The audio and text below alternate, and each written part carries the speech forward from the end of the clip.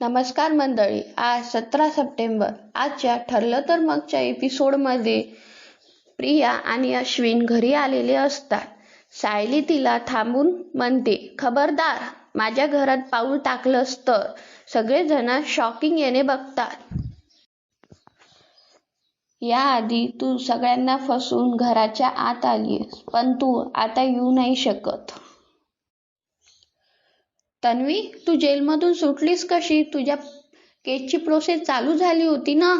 अश्विन रागाने त्याला म्हणतो. हो, तुमच्या केसेसमध्ये प्रोफेशनमध्ये बऱ्याच बातम्या फिरतात तर. तन्वी आधीच सुटली हे तुला आधीच कळलं. हरकत नाही, मी तन्वीला खोलीत घेऊन जातो, तिला आराम करू देतो आणि मग मी निवांत बसून तुम्हाला सांगतो की तन्वी कशी सुटली. म्हणजे तन्वी कायदेशीर सुटली? हो, मग तुम्हाला काय वाटलं तन्वी जेलमधून पळून आली? म्हणजे तन्वी, तुम्हाला एकदा सांगितलेलं कळत नाही का अश्विन भाऊजी? तन्वीला या घरात प्रवेश नाही. हे सभ्य माणसाचं घर आहे, गुन्हेगाराचा थारा नाही. तन्वीला गुन्हेगार म्हणू नको. कायद्याने तिची सुटका केली असेल,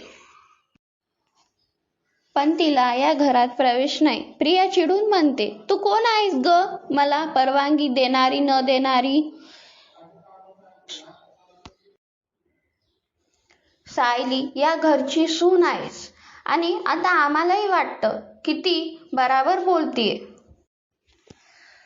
आणि हे बघ, तुझा या घराशी काहीही संबंध नाही. मग जेलमधून सुटल्यावर तू इथे आलीस का? अगं आई, तू तरी असं नको म्हणूस. मला आई म्हणू नकोस. तुझी आई होण्यापेक्षा मी मनस्ताप करेल. तू इथे कोणालाही नको आहेस तन्वी.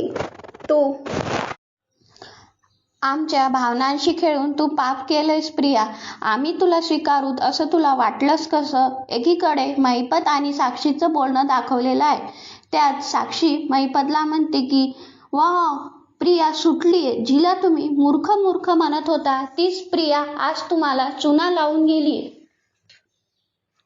तिला जसं पाहिजे तसं ती आयुष्य जगेल, सुंदर आयुष्य जगेल आणि मी साक्षी शिकरे या 4 भिंतीत राहणार. मला कळतंय पोरी. नाही, तुम्हाला कळत नाही आहात, कारण तुम्ही माझ्यासारखं जगत नाही आहात. मी इथेच मरणार. माझं काहीही नाही होऊ शकत. तुम्हाला मला भेटायला यायची काहीही गरज नाहीये. मी इथेच मरणार. तुम्ही आता आम्हाला आमच्याच घरी येऊ नाही देणार का? आमचं? हिला विचार न, हिने कधी या घराला आपलंसं केलंय कधी? हिला कधीतरी कोणाचं सुख बघवलंय? अस्मिता, अगं, तुम्ही सगळेच माझ्या खूप जवळचे होतात. माझं वैर फक्त सायलीशी होतं, पण आता मी ते विसरायला तयार आहे.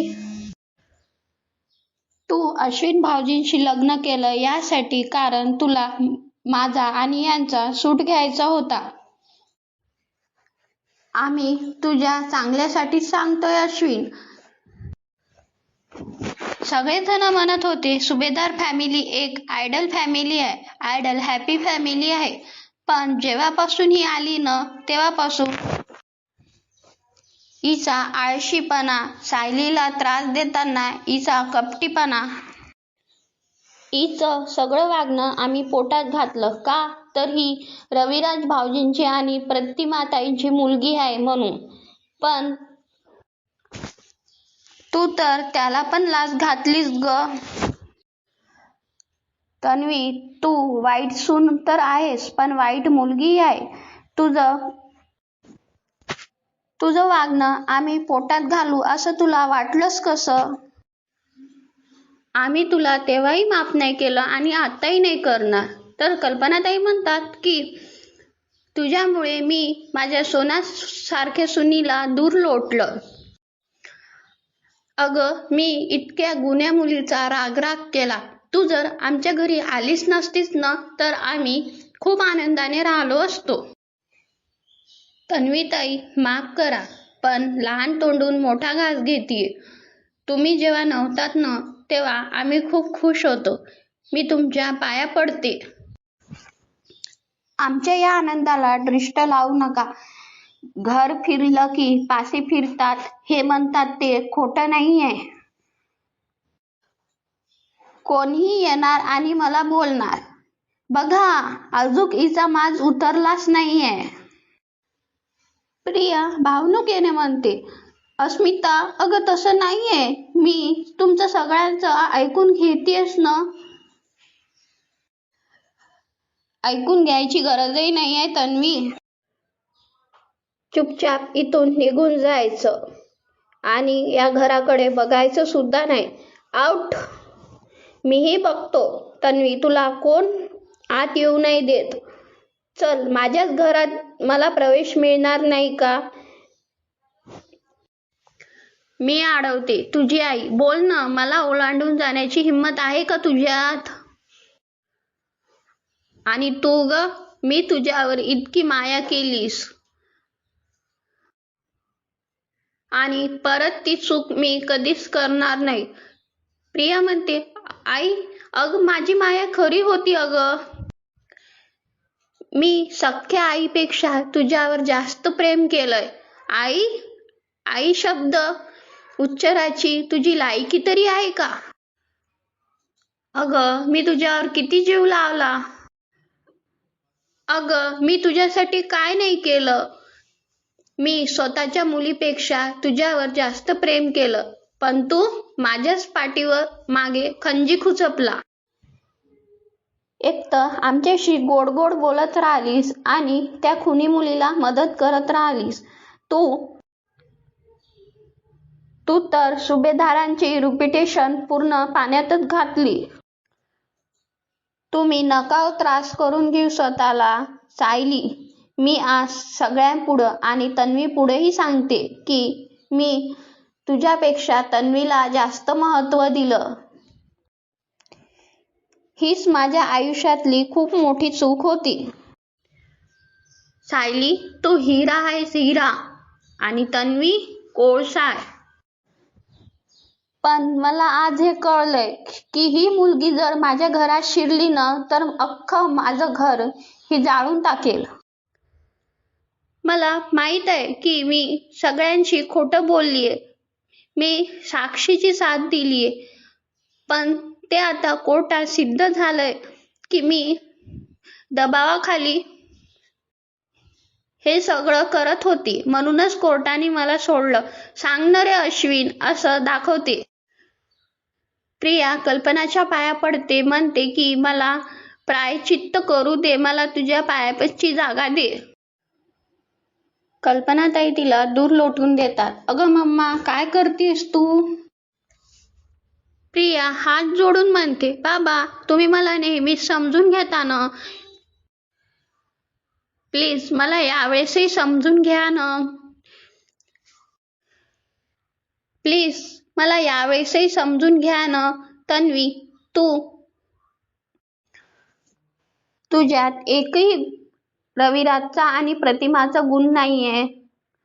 हे तुझं नाही तर आमचं सगळ्यांचं दुर्दैव आहे. तू इथून निघून जा. अस्मिता, तू तरी समजून घे मला. गप्प बस ग तू.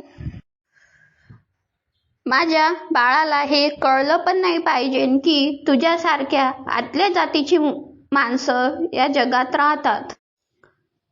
तन्वी रडायचं नाटक करते. तन्वी, तू या लोकांसाठी डोळ्यात पाणी नको आणूस. मी कुठे जाऊ? मला आई बाबांसोबत राहायचं. मी शिक्षा भोगतीये. माईपतने मला धमकी दिली होती की तो सगळ्यांचा जीव घेऊन घेईल, म्हणून मी गप्प राहिले. अगं, तुझ्या जिभेवर थप्पा मार. काही काय बोलतेस? मी असं होऊ देईल का? अर्जुन, अरे मी त्या महिपत साक्षीचं ऐकत होती. प्रिया तिच्या गालावर मारते आणि नाटक करते. तेव्हा सायली म्हणते, बस बस झालं तुझं आता हे नाटक. आता तुझा या घराशी काहीही संबंध नाही, कायमचं. तर प्रेक्षकांनो, पुढील भागात असं दाखवलं की सायली तन्वीला बाहेर काढते आणि म्हणते की आता तरी तुला कळलं ना, तुझी लायकी नाहीये. अश्विन म्हणतो की मीही बघतो की माझ्या बायकोला कोण आत येऊ नाही देत. मी तिची इच्छा पूर्ण करणार. ती आत येऊ नाही शकत. तन्वीला तुला आत नाही येऊ द्यायचं आहे आणि सगळेजण तुझ्या तालावर नाचताय. माझ्या बायकोशी नीट बोलायचं, नाहीतर असं अश्विन म्हणतो.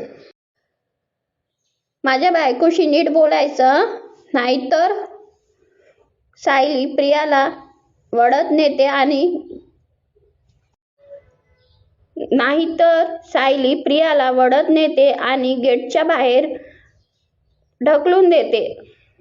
कायद्याने तुझी सुटका केली असेल, पण तुला या घरात प्रवेश नाही. व्हिडिओ आवडला असेल तर लाईक करा आणि सबस्क्राईब करा. भेटूया पुढील भागात.